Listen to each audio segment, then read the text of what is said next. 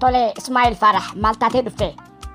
Doktor an dhiyeenya kana rafuu sodaadhee takka rafnaan manaaman taaneen manaama oggu takka xiyyaara gubbaan haa tabban oggu takka xoornete keessan dhaqa